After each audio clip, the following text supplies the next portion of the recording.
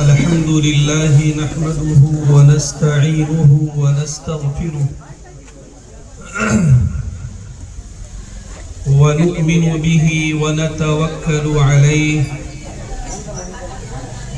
ونعوذ بالله من شرور أنفسنا ومن سيئات أعمالنا من يهده الله فلا مضل له ومن يضلله فلا هادي له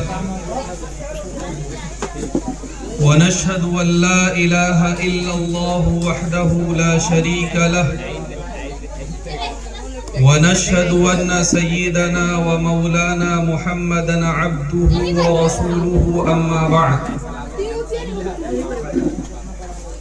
فأعوذ بالله من الشيطان الرجيم بسم الله الرحمن الرحيم يا أيها الذين آمنوا قوا أنفسكم وأهليكم نارا وقودها الناس والحجارة صدق الله العظيم وقال النبي صلى الله عليه وسلم طلب العلم فريضة على كل مسلم ومسلمة او كما قال صلی اللہ علیہ وسلم وطن کی فکر کر ناداں مصیبت آنے والی ہے وطن کی فکر کر ناداں مصیبت آنے والی ہے تیری بربادیوں کے مشورے ہیں آسمانوں میں ہم سب کے محترم جناب مولانا مطیع الرحمن صاحب جو اس پروگرام کی صدارت بھی فرما رہے ہیں اور اسی طرح جناب حاجی عبدالرشید صاحب جن کی سرپرستی میں یہ جلسہ ہو رہا ہے ان کے علاوہ اسٹیج پر رونق افروز جلوہ افروز زینت اسٹیج علماء کرام اور میرے سامنے تشریف فرما انتہائی معزز حضرات میرے عزیز بچے میری مائیں اور بہنیں سب سے پہلے میں اپنے بڑے بھائی جناب حافظ شمیم صاحب کو مبارکباد پیش کرتا ہوں کہ وہ مکتب کا نظام چلاتے ہیں اور ایک نئی جگہ میں نئی عمارت میں نئے کمرے میں جب انہوں نے اپنے مکتب کو منتقل کیا شفٹ کیا اس مناسبت سے یہ ایک پروگرام ہو رہا ہے میں انہیں ان کے والد محترم اور ان کے اہل خانہ تمام لوگوں کو مبارکباد پیش کرتا ہوں میرے بزرگوں اس دنیا میں ہم اللہ کی بے شمار نعمتوں سے فائدہ اٹھاتے ہیں قرآن پاک کی ایک آیت اس طرح ہے کہ وَإِن تَعُدُّوا نِعْمَةَ اللَّهِ لَا تُحْصُوهَا کہ اگر تم اللہ کی نعمتوں کو شمار کرنا بھی چاہو تو شمار نہیں کر سکتے یہ لقودق آسمان اللہ کی نعمت یہ فضا میں اڑتے ہوئے بادل اللہ کی نعمت یہ چمکتا سورج اللہ کی نعمت یہ دمکتا چاند اللہ کی نعمت یہ ٹمٹماتے ستارے اللہ کی نعمت یہ زمین اللہ کی نعمت زمین کے اندر کے خزانے اللہ کی نعمت زمین کی پشت پر بہنے والے سمندر و دریا اللہ کی نعمت یہاں کے شجر و حجر اللہ کی نعمت اور خود ہمارا سراپا وجود سر سے پیر تک پیشانی کے بال سے لے کر پیر کے ناخن تک ایک ایک عضو اللہ کی نعمت، اور یہ جو سسٹم ہمارے اندر چل رہا ہے، ہم زندگی گزار رہے ہیں، یہ اللہ کی بڑی نعمت۔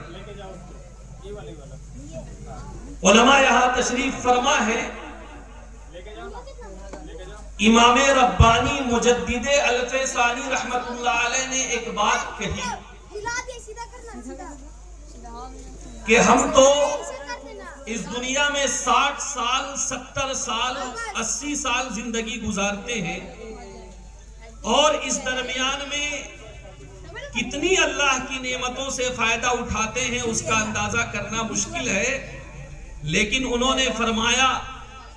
کہ ہر آن ہر لمحے ہم جو سانس لے رہے ہیں، ہم نے ناک سے سانس لیا، بہت ساری گیسز ہمارے ناک کے ذریعے سے ہمارے پھیپھڑے میں گئی، اور اللہ کی قدرت کے مطابق ہمارے پھیپھڑے اور لنگس نے اس میں سے آکسیجن لیا، آکسیجن کو آبزرو کیا،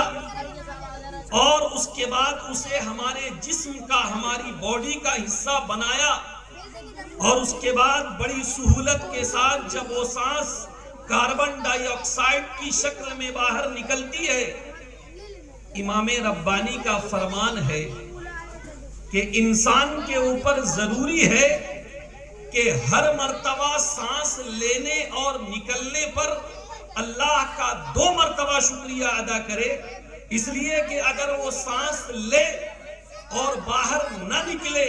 وہ وہی اٹک جائے تو انسان کی موت واقع ہو جاتی ہے۔ تو ہر آن ہر سانس میں اسے کم سے کم 2 مرتبہ اللہ کا شکر ادا کرنا چاہیے۔ تو دن بھر میں کتنی مرتبہ اللہ کی شکر گزاری کرنی چاہیے، یہ ہم اندازہ کر لیں۔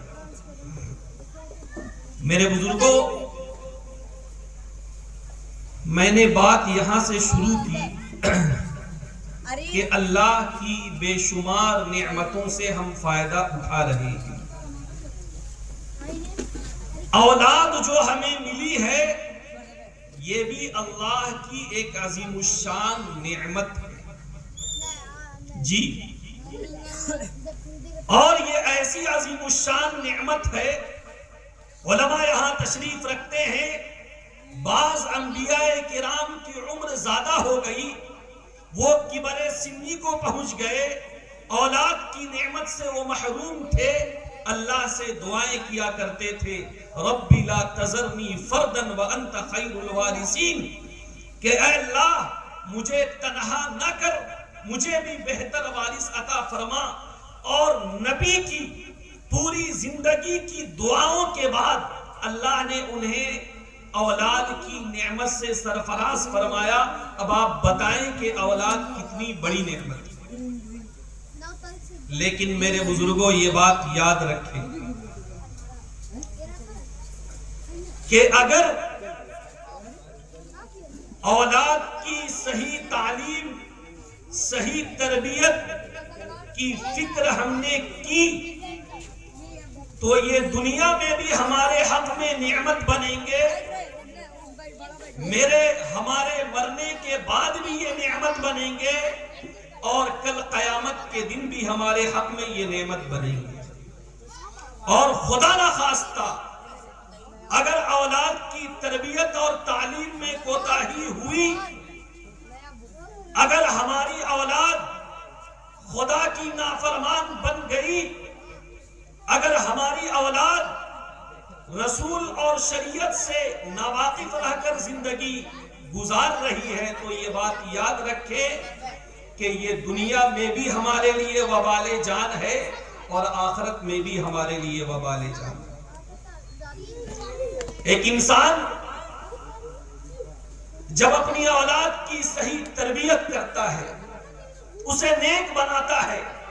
اور اس کا جب انتقال ہو جاتا ہے، اللہ کے رسول نے فرمایا اذا مات الانسان انقطع عنه عمله الا من ثلاث صدقة جاریة او علم ينتفع به او ولد صالح يدعو له۔ ایک انسان کا انتقال ہو گیا، اب وہ نمازیں نہیں پڑھ سکتا، وہ روزے نہیں رکھ سکتا، وہ حج نہیں کر سکتا، وہ کوئی نیک عمل نہیں کر سکتا، لیکن اگر اس نے کچھ کام کیے ہیں تو مرنے کے بعد بھی اسے اس کا نفع ملے گا۔ اگر کوئی نیک اولاد اس کے حق میں دعا کرے گی